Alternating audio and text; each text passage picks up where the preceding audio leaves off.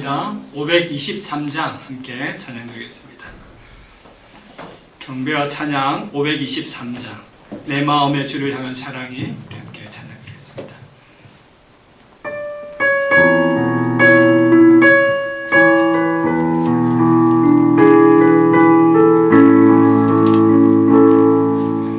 내 마음의 주를 향한 사랑이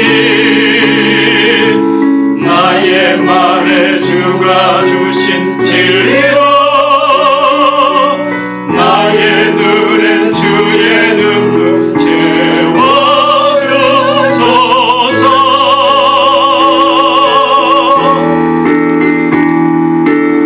내 입술에 찬양의 향기가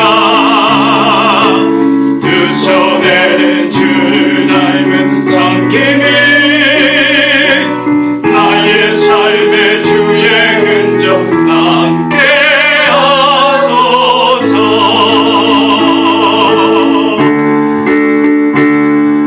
하나님의 사랑이 영원히 함께하리. 십자가의 길을 걷는 자에게 순교자의 삶을 사는 이에게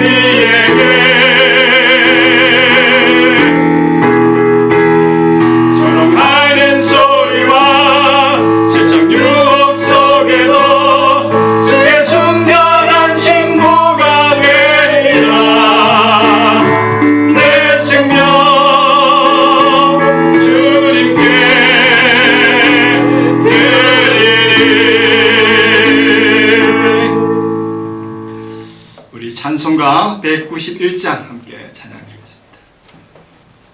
찬송가 191장입니다.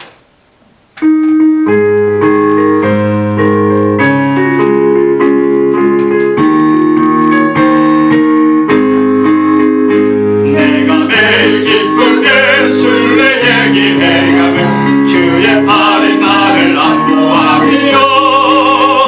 내가 주의 큰 복을 잡는 삶의 비결은 주의 영이 함께하니라. 성령이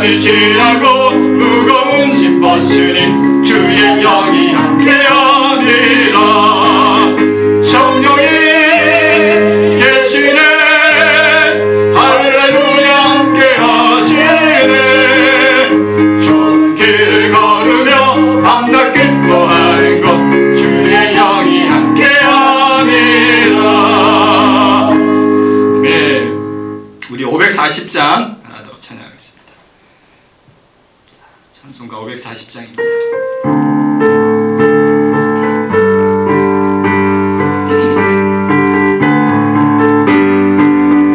주의 음성을 내가 들으니 사랑한단 말일세. 믿는 만으로 주께 가오니 나를 영접하소서. 내가 매일 십자가 앞에 더 가까이 가오니 구세주의 흘린 보배 피로써 나를 정케 하소서. 주의 넓으신 은혜 베푸사 나를 받아주시고 나의 꿈은 뜻 주의 뜻같이 되게 하여 주소서. 내가 매일 십자가 앞에 더 가까이 가오니 구세주의 흘린 보배 피로써 나를 정케 하소서. 주의 보좌로 나아갈 때에 어찌하니 기쁠까. 주의 얼굴을 항상 배우니 더욱 친근합니다. 내가 매일 십자가 앞에 더 가까이 가오니 구세주의 흘린 보배 피로써 나를 정케 하소서. 우리 구주의 넓은 사랑은 측량할 자 없으며 주가 주시는 참된 기쁨도 헤아릴 수 없도다. 내가 매일 십자가 앞에 더 가까이 가오니 구세주의 흘린 보배 피로써 나를 정케. 내가 매일 십자가 앞에 더 가까이 가오니 구세주의 흘린 보배 피로써 나를 정케 하오니 고백하면서 내가 매일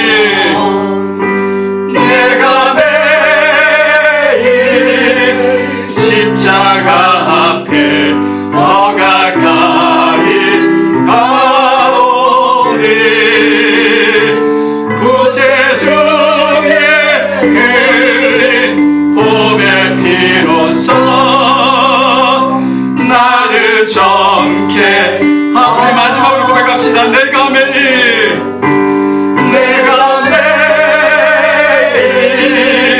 십자가 앞에 더 가까이 가오니 구세주의 흘린 보배 피로써 나를 정케 하소서.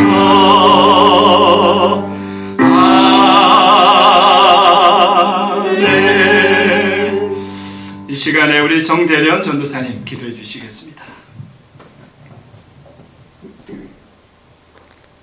고마우신 우리 하나님 아버지, 참으로 하나님의 은혜를 감사드립니다. 아멘.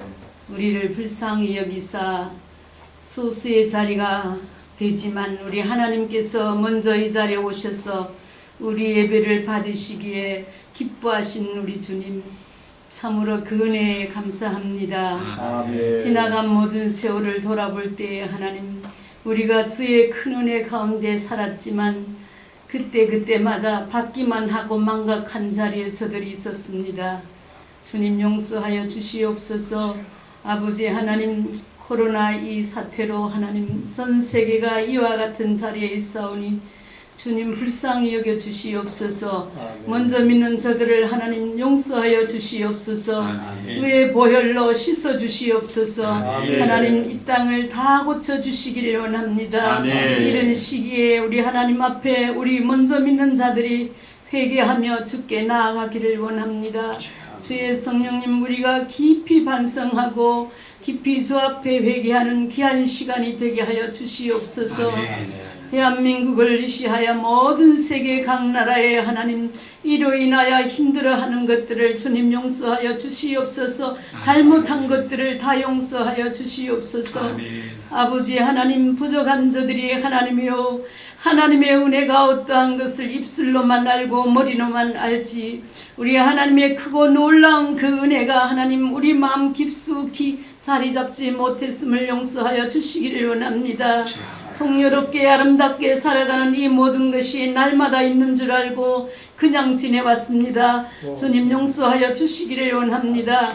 주의 성령님 함께하사 이 시간에 드리는 이 예배를 주님 받으시고 기뻐하시고 하나님 사하여 주시기를 간절히 빌고 원합니다. 살아계신 우리 하나님 아버지, 우리의 부족하고 연약한 점을 주님이 아시오니 새롭게 하여 주시옵소서.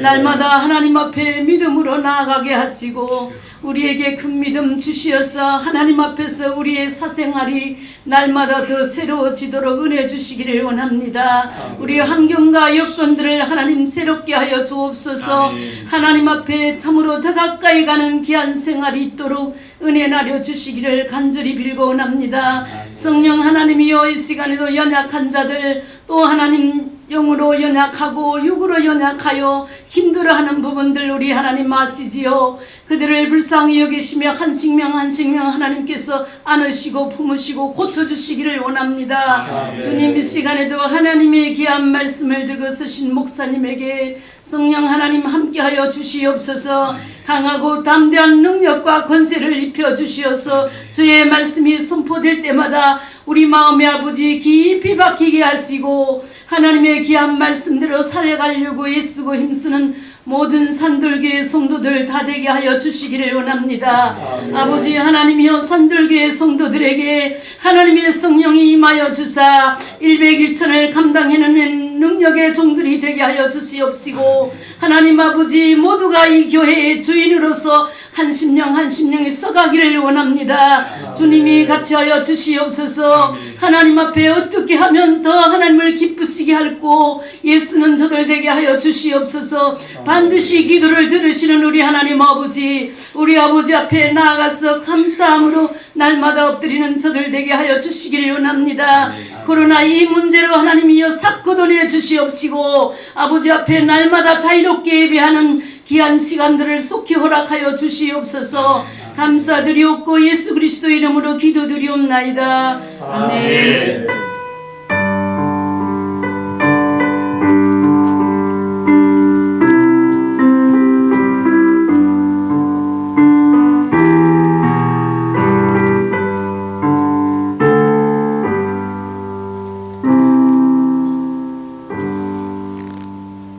이 시간에 우리 함께 보실 말씀은 로마서입니다. 로마서 1장 우리 18절에서 23절까지의 말씀을 우리 한 절씩 교독할 터인데, 이 시간에 하나님이 주시는 귀한 음성을 듣길 소망합니다. 로마서 1장 우리 18절에서 23절까지의 말씀 우리 한 절씩 교독하시겠습니다. 18절 말씀 제가 먼저 하겠습니다. 하나님의 진노가 불의로 진리를 막는 사람들의 모든 경건하지 않음과 불의에 대하여 하늘로부터 나타나나니, 하나님께서 이를 그들에게 보이셨느니라. 창세로부터 그의 보이지 아니하는 것들 곧 그의 영원하신 능력과 신성이 그가 만드신 만물에 분명히 보여 알려졌나니, 그러므로 그들이 핑계하지 못할지니라. 하나님을 영화롭게도 아니하고 감사하지도 아니하고 오히려 그 생각이 허망하여졌으며 일어난 마음이 어두워졌나니, 스스로 지혜 있다나 어리석게 되어 썩어지지 아니하는 하나님의 영광을 썩어질 사람과 죄와 짐승과 뛰어다니는 동물의 모양으로 바꾸었느니라. 아멘. 우리가 지난 시간 로마서를 간단하게 이해하기 위해서 하나의 배를 연상하도록 제가 물어봤습니다. 기억나십니까? 이 배는 3등분으로 나누어졌다고 그랬어요. 자, 첫 번째 등분에는 교리적인 내용을 담그고 또 두 번째 분에는 구원에 대한 이야기, 그리고 세 번째에는 그리고 실천에 삶에 관계된, 그렇게 로마서를 세 등분으로 나눠서 배로 연상하면 좋다라고 말씀드렸습니다. 그리고 배 몸통은 어떤 돛으로 세워졌다고 그랬죠? 바로 십자가의 돛이 달려 있습니다. 그리고 그 십자가의 돛을 따라서 이 배는 힘차게 나아갈 수 있죠. 그렇게 힘의 원동력을 가지고 이 배는 무슨 배라고 했습니까? 구원의 배라고 이야기했습니다. 기억나시나요? 기억나지 않아도 로마서를 읽을 때에 이것을 연상할 수만 있어도 아주 큰 이득일 것 같아요. 그래서 로마서를 이해할 때에는 배를 생각해라. 3등분되어 있는 배, 그리고 그 배는 십자가의 돛으로 달려있다라고 생각하시면 됩니다. 그리고 이 배를 연상하면서 이 배에 타고 있는 이 바울, 복음을 따라 살아가고 있는 바울의 모습, 그렇죠? 그 바울은 이 복음을 따라 살아야 되는 이유를 세 가지로 말했습니다. 첫째는 사명이었어요. 하나님의 불러주시고 하나님께서 또 세워주신 그 사명의 마음 때문에 복음을 따라 살 수밖에 없다고 말씀드렸죠. 또 뿐만 아니라 바로 은혜 때문에 그랬어요. 바로 하나님 은혜 가운데 비쳤기 때문에 바울은 이 복음을 전할 수밖에 없었습니다. 복음을 따라 살아갔어요.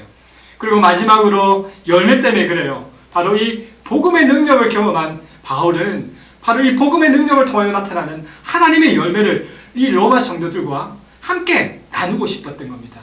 그래서 이 바울은 오늘 이 로마서를 기록하고 또 평생을 주의 복음을 위해서 살아가는 이 복된 전도자가 되었던 겁니다. 이제 바울은 이 복음의 능력을 우리에게 또 초대하고 있습니다.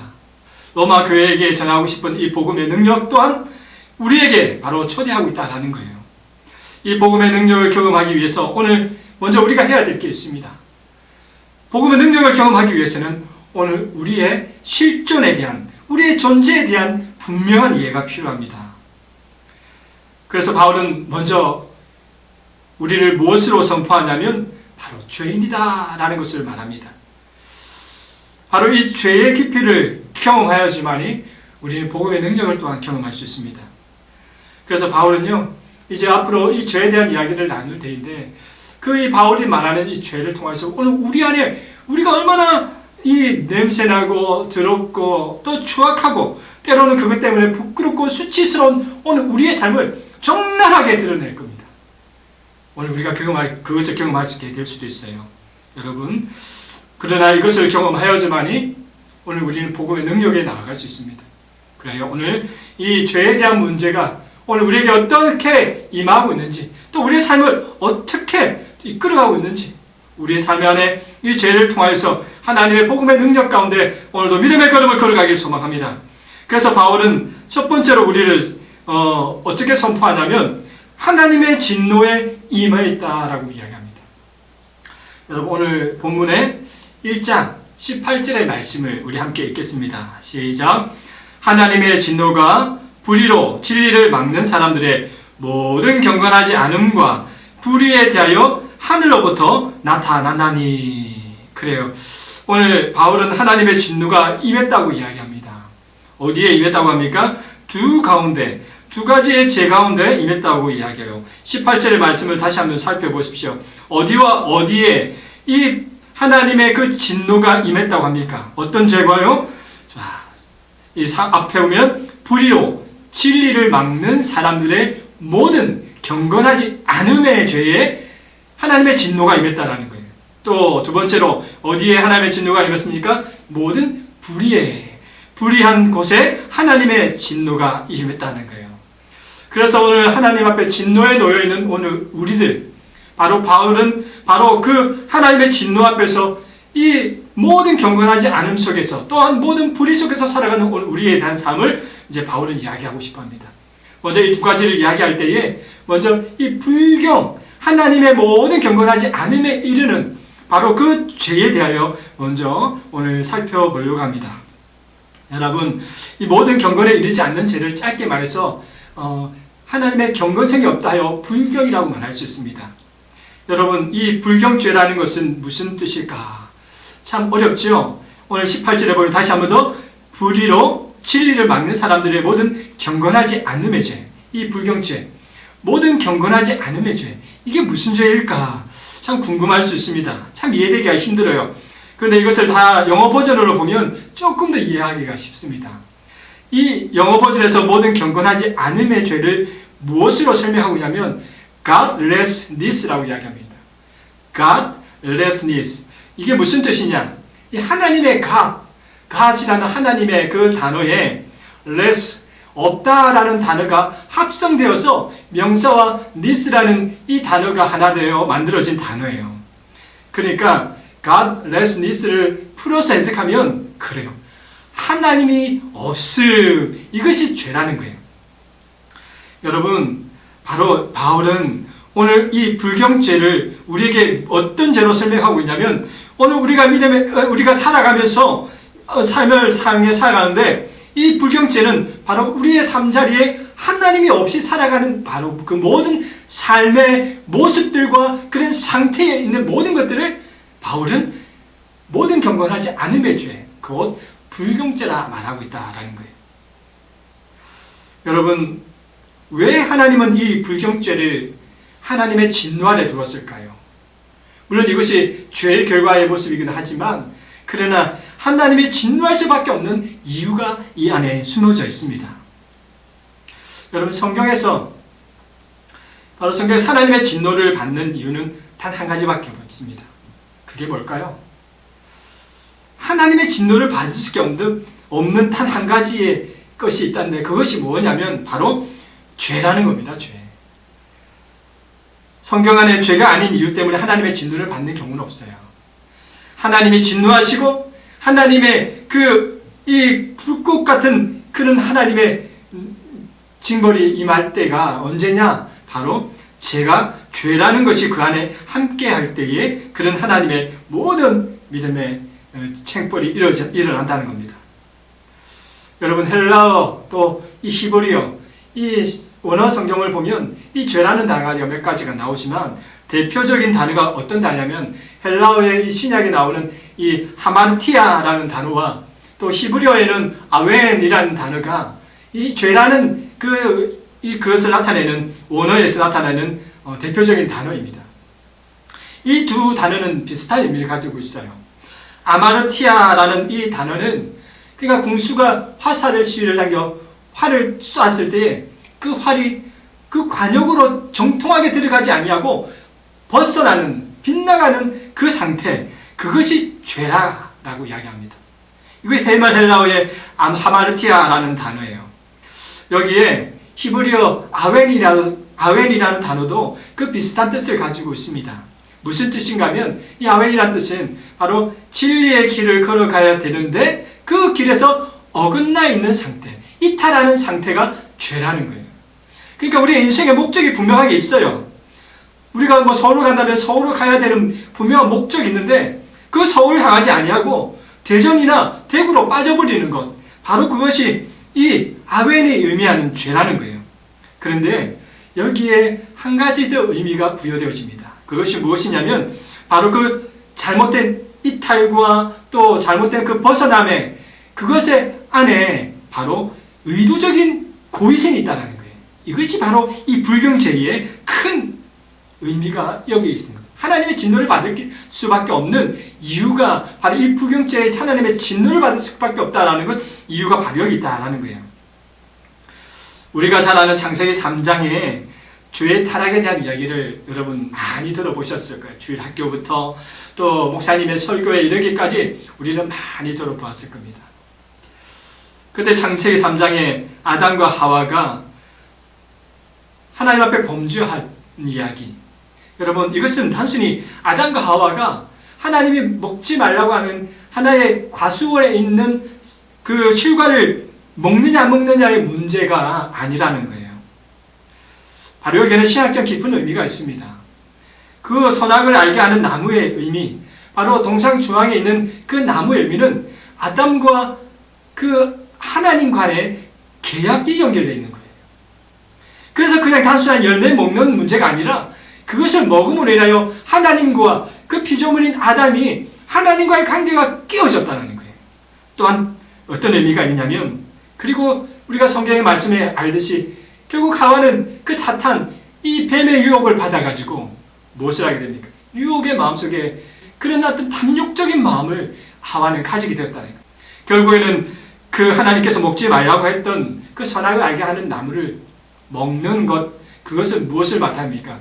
바로 하나님의 자리를 넘보게 되어지는 바로 타락한 아담과 하와의 교만한 마음이 그 안에 담겨져 있는 거예요.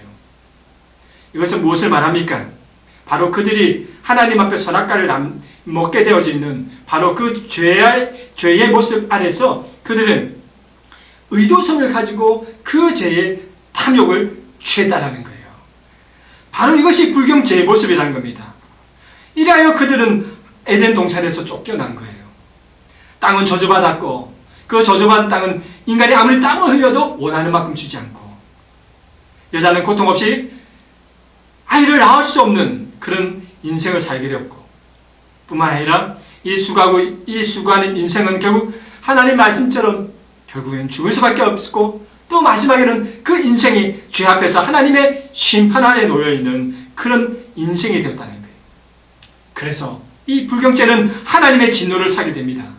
그냥 단순히 하나님이 없는 것이 아니라 고의적이고 악의적인 마음속에서 하나님의 없음으로 선포하고 살아가는 그 인간의 모습, 그 죄된 모습이 바로 이 불경죄 안에서 보여지기 때문에 하나님은 바로 그 죄 안에 하나님의 진노가 임한다고 바울은 우리에게 이야기하고 있는 겁니다.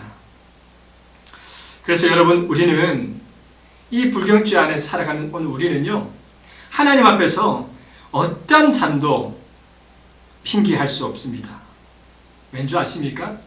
바로 하나님을 알 수 있는 그 힘과 은혜가 있음에도 불구하고 그것을 부정하고 살아가 있는 오늘 우리이기 때문에 그렇습니다. 오늘 로마서 1장 19절의 말씀을 우리 함께 읽어보겠습니다. 자, 시작. 이는 하나님을 알만한 것이 그들 속에 보이니라. 하나님께서 이를 그들에게 보이셨느니라. 그래요. 오늘 본문에 뭐라고 이야기합니까? 하나님을 알만한 것이 이미 우리 안에 있다라는 거예요. 이미 우리 안에 하나님을 알 수 있는 힘이 있다라는 거예요. 이것은 무엇을 의미합니까? 바로 하나님이 우리를 만드실 때에 우리가 하나님에 의해서 창조되어 있는 그런 하나님의 피조물이라는 것 안에서 하나님을 찾을 수밖에 없고 하나님을 바라볼 수밖에 없는 그런 우리의 존재에 대해서 알 수 있는 그 힘과 은혜가 우리한테 임했다는 거예요. 그게 뭡니까? 바로 하나님의 형상입니다. 하나님은 우리를 만들 때 그 창세기의 이야기 속에서 하나님은 하나님의 그 형상에 따라 우리의 사람을 만들었다. 아담과 하와를 만들었다 말씀하셨습니다. 바로 그 안에 하나님의 본성을 심어준 거예요. 우리 안에 하나님의 본성이 있다라는 거예요. 하나님의 그 성품이 우리 안에 있다라는 겁니다. 하나님의 그 은혜가 우리 안에 있다라는 거예요. 그러니까 우리는 우리의 본성적으로 누구를 찾아야 되는 거예요? 하나님을 찾아야 되는 거예요. 하나님을 예배해야 됩니다. 이미 우리는 이 안에 하나님을 찾을 수밖에 없는 것을 알고 있다는 거예요. 그래서 하나님을 예배하고 나가는 것, 그 하나님을 따라 살아가게 되는 것이 바로 오늘 하나님을 닮은 사람의 오늘 우리 모습의 너무나도 당연한 모습이라는 겁니다. 그래서 사람들은 어떻게 합니까? 하나님을 인정하지 않으려고 합니다. 자기 삶의 자리에 하나님을 더욱더 세우려고 하지 않습니다. 오히려 그런 믿음 안에서 고의적으로 하나님이 없다, 하나님이 계시지 않는다 라고 이야기하면서 바로 이 불경죄를 저지르고 살아간다는 거예요. 그러나 여러분, 오늘 성경은 다시금 20절에서 말합니다. 그런 사람도 하나님 앞에 핑계댈 수 없다라는 거예요. 나중에는 하나님이 알게 해놓은 그 아래 하나님을 알아가야 될 오늘 우리가 나중에 나도 모르겠다라고 이야기할 수 없다라는 거예요. 20절의 말씀 한번 읽어보겠습니다. 자, 시작. 창세로부터 그의 보이지 아니하는 것들 곧 그의 영원하신 능력과 신성이 그가 만드신 만물에 분명히 보여 알려졌나니 그러므로 그들이 핑계하지 못할지니라. 그래요. 모든 능력 가운데 그 신성의 은혜가 하나님을 알아갈 수밖에 없는 우리의 모든 삶의 본성이 우리 안에 있어 우리가 그것을 쫓아내야 되는데도 불구하고 하나님이 없다 말했다면 우리는 그 앞에서 핑계될 수 없는 모습이라는 겁니다. 바로 이게 불경의 삶입니다. 불경의 삶을 살아가는 또 세상의 사람들이 얼마나 많은 불경의 삶을 살아갑니까? 그래요. 세상의 이치를 바라보아도 하나님의 존재를 인정해야 되면, 하나님의 계심을 우리가 고백하며 살아가며 하나님을 바라봐야 될 오늘 우리인데도 불구하고 우리는 하나님이 주신 그 형상에 부합하지 않는 믿음의 삶을 살지 못하는 오늘 우리의 삶을 봅니다. 주님께서 우리에게 말씀하십니다. 바로 이 불경의 삶 안에서 오늘 우리의 삶을 다시금 회복하기 원하신다라는 거예요. 여러분, 이 불경의 삶이 오늘 우리 안에 있을까요? 없을까요? 나타난다라는 겁니다. 바울이 그것을 말하고 싶은 거예요. 하나님의 진노가 임했는데 그 가운데 이 모든 경건하지 않음의 죄, 불경죄 아래 하나님의 그 진노가 임했는데, 그런데 그 하나님의 진노, 이 땅에 살아가는 모든 이에게 벗어날 수 없는 하나님의 진노가 임했다라는 거예요. 바로 오늘 우리가 살아가는 우리에게도 이 하나님의 진노가 우리의 삶 가운데 임했다라는 겁니다. 오늘 바울은 그것을 설명해 주고 있습니다. 이 불경의 삶을 살아가는 사람에게는 세 가지의 모습이 나타나요. 세 가지의 어떤 특징의 이 불경의 삶이 나타나는데, 첫 번째로 어떤 모습이냐면 21절 말씀을 한번 읽어보겠습니다. 21절 시작. 하나님을 알되 하나님을 영화롭게도 아니하며 감사하지도 아니하고 오히려 그 생각이 허망하여지며 미련한 마음이 어두워졌나니. 아멘. 결국에는 이 불경의 삶을 살아가는 사람들이 어떤 모습으로 살아가느냐? 바로 하나님을 영화롭지 않다, 하나님을 영화롭지 않게 여기고 살아간다는 거예요. 또 뭡니까? 감사하지도 않는다라는 거예요. 이것은 무엇을 말합니까? 오늘 우리의 삶의 그 가치와 그 존재의 이유는 하나님인데, 그 하나님의 그 우리 존재를 존재되게 하는 그 하나님의 그 은혜를 우리 안에서 그것을 인정하지 않고 살아간다는 거예요. 우리가 전도하다 보면 이런 사람들 얼마나 많이 만납니까? 하나님을 위해서 살아가기보다는 자기의 삶을 위해서, 하나님은 없다, 하나님이 어디 계시냐, 하나님을 보여달라, 이렇게 이 전도하는 저희들에게 오히려 큰 소리를 치며 하나님을 영화롭게 하지 않고 살아가는 사람들, 그리고 그 하나님 앞에 감사하지도 않는 사람들, 이렇게 허망한 삶을 살아가는 사람들이 오늘 우리에게 얼마나 많냐는 거예요. 이것이 오늘 우리의 삶의 모습이라는 거예요. 불경의 삶을 살아가는 사람들의 모습이라는 거예요. 그러면서 그들을 뭐라고 말합니까? 우리는 존엄하다, 우리에는 인권이 있다 이야기합니다. 그러나 여러분, 이것은 다 거짓입니다. 우리의 존엄과 우리의 인권은 하나님이 계시지 않을 때에는 존재할 수 없는 거예요. 우리의 존엄은 어떻게 만들어집니까? 바로 그 존엄을 존엄하게 할 수 있는 절대적인 그 존엄을 존재케 하는 절대자가 있어야 된다는 거예요. 그런데도 그것을 부정하면서 자기의 존엄을 이야기하는 사람들은 다 어리석고 마음이 어두워져 있는 사람들이라는 겁니다. 인권도 마찬가지입니다. 어떻게 우리가 인권을 말할 수가 있습니까? 하나의 진화론에 불과한 우리의 모습이라면 우리는 동물과 같은 인생을 살아가고 있는데 그냥 동물권이면 되지 어떻게 인간을 권리라고 이야기할 수 있냐는 거예요. 그 권리를 말할 수 있는 이유는 하나님이 우리와 함께 하신다는 거예요. 하나님의 형상을 우리가 담아 우리의 존재가 특별해졌다는 거예요. 그래서 우리는 존엄할 수가 있고 우리의 인권은 하나님 앞에 보장받을 수 있다는 겁니다. 우리의 존엄의 가치는 하나님이 인정할 때 부여됩니다. 그 부여한 인간의 존엄을 통하여 우리의 인권은 보장되는 거예요. 여러분, 오늘 이 부정의 삶 안에 혹 내가 내 삶의 자리에 하나님 없이 살아간다면, 하나님을 영광되지 않는다면, 하나님 앞에 감사하지 않는다면 오늘 우리는 바로 이 불교의 자리에 멈춰 살아가고 있는 하나님의 진노의 대상이라는 겁니다. 두 번째로 불교의 죄의 삶을 살아가는 사람은 어떤 모습으로 나타나느냐? 22절의 모습으로 나타납니다. 한번 읽어보겠습니다. 자, 시작. 스스로 지혜 있다 하나 어리석게 되어. 그래요. 두 번째로 이 불경의 죄를 삶을 살아가는 사람은요, 자신의 스스로는 똑똑하다고 생각해요. 자기 스스로는 대단하다고 생각합니다. 그러나 그 대단한 삶, 그 똑똑한 삶이 결국에는 어떤 삶이라는 거예요? 어리석은 삶이라는 거예요. 오늘 이러한 것들은 오늘 우리 안에 많이 나타나지 않습니까? 인간이 힘으로 많은 업적을 쌓았다고 이야기합니다. 많은 산업혁명을 통하여 인간은 무한히 발전할 거라고 생각하죠. 과학기술로 인하여 우리가 급속하게 발전했습니다. 인정해야죠. 그러나 그 발전과 그 급속한 그 성장 안에서 우리는 한 가지 질문을 해야 돼요. 바로 우리가 진정 그 속에서 행복하냐라는 거예요. 스스로 지혜있다 하는 그 사람들은 무한한 과학의 발전과 산업의 발전 속에서 인간의 무한한 행복이 주어진다라고 이야기를 합니다. 그렇게 주장하죠. 그러나 그런 발전 속에서 우리는 얼마나 우리의 행복을 놓치고 살아가는지 모릅니다. 특별히 우리가 만들어낸 이 교통과 또 여러 가지 것들이 오히려 우리를 위협한다라는 거예요. 자동차와 기차와 비행기가 만드는 그 배기가스와 또 그들이 주는 우리의 위험의 모든 그 놓여지게 하는 상황들. 결국 그들 안에서 오늘 우리는요, 그것 안에서 우리는 진정한 행복을 누릴 수 없다라는 거예요. 그럼에도 불구하고 우리는 계속해서 끊임없이 그것이 발전하면 우리는 행복해질 거라 이야기합니다. 이게 오늘 우리의 모습이라는 거예요. 우리는 스스로 지혜있다 하지만 정작 그 지혜를 파헤쳐보면 아주 어리석은 존재에 불과하다는 겁니다. 바로 이 불경의 삶을 살아가는 자들이 살아가는 모습이라는 거예요. 바울은 이것을 보고 있습니다. 우리도 이것을 보아야 돼요. 그래야 하나님 앞에 나아갈 수 있습니다. 그래야 복음의 능력을 경험할 수 있습니다. 세 번째로 불경의 삶을 살아가는 자들에게 나타나는 현상은 뭐냐? 우상숭배라는 겁니다. 우상숭배.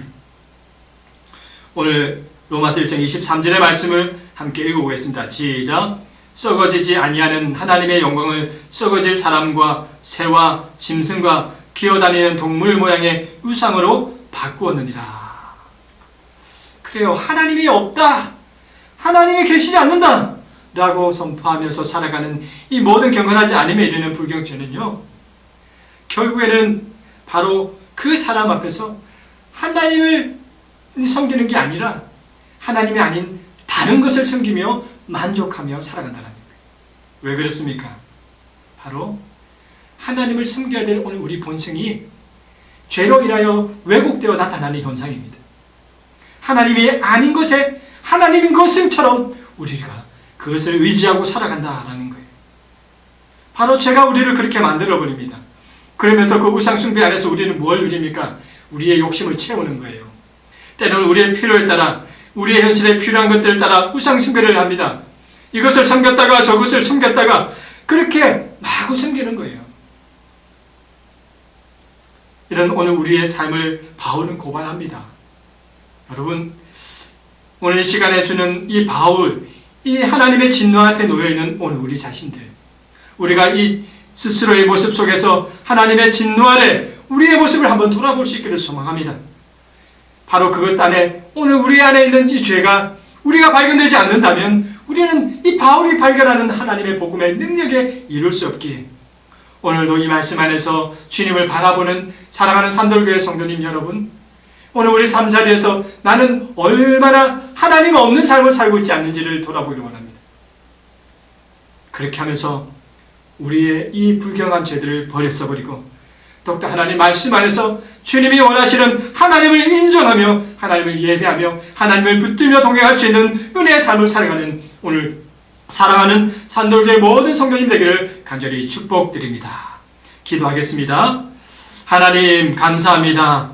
오늘도 믿음 안에서 주님 우리의 삶을 돌아보게 하시고 때로는 이 불경의 사람들처럼 오늘 우리의 신앙을 포기하고 살아가고 있지 않는지 오늘 우리의 신앙들을 돌아보게 하시옵소서. 오늘도 연약한 우리, 그러나 이 죄 가운데서도 증명히 이길 수 있는 믿음을 허락하여 주셔서 주님이 주신 믿음 안에서 하나님 앞에 거룩한 하늘 백성으로 살아가는 데 부족함 없도록 우리 모든 성령님들을 주의 은혜 가운데 붙들어 주시고 능력 가운데 이끌어 주시옵소서. 감사드리며 예수님의 이름으로 기도드립니다. 아멘.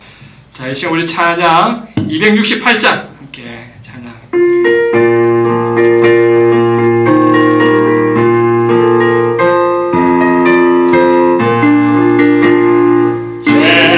자유를 얻게 하는 보혈의 능력, 주의 보혈, 수령을 이기고 승리하니 참 놀라운 능력.